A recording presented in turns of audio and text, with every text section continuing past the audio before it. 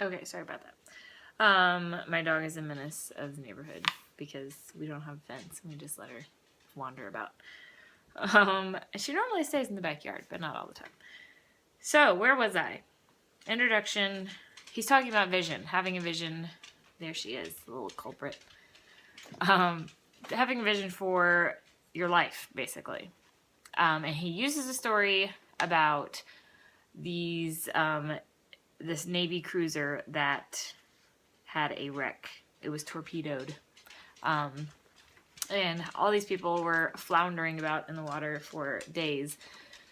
And there was a small group of them that one of the guys started talking to. They were getting obviously tired and they were about to die.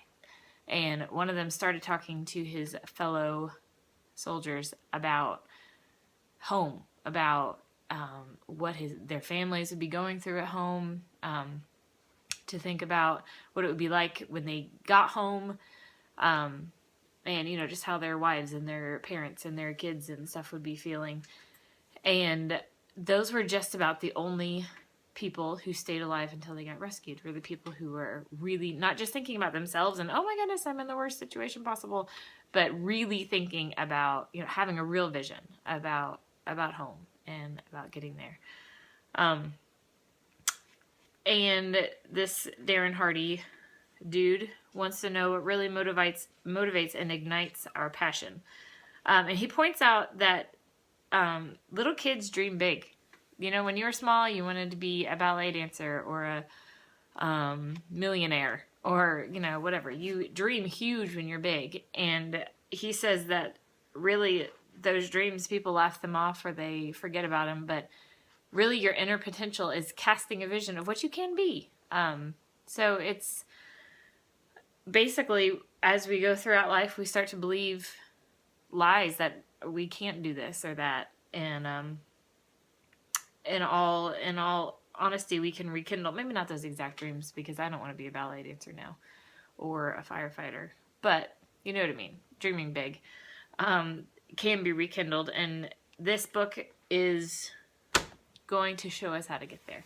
So I'm excited about it, and honestly, I haven't finished the whole book. I've gotten about halfway through, but I'm trying to take it slow and reread it several times so I can kind of figure out what we need to know to get to where we're going.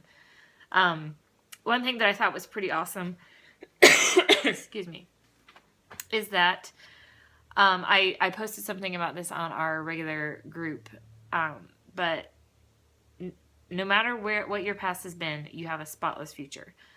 And he talks about how humans are unique.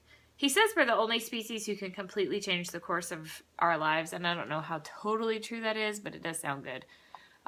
Because most animals have a nature that they're going to follow no matter what. Ants do the things that ants do, and geese fly south for the winter. And really, no matter what they maybe want to do, that's what they're going to do, because that's what they want to do. But we as humans, we can be we can change our lives completely. He says, as a human, if you don't like the story of your life thus far, you can rip up the script and write a complete new one. And you can decide to make a turning point now. Maybe you've tried before. Maybe you've thought, at every January of your whole life that you're going to start a diet or you're going to start doing this or that to change your life. But I think we're a lot more capable than we think that we are. And I think if we just believed that what we're doing right now is really only a fraction of what we could be doing, then I think we could really do some amazing things this year.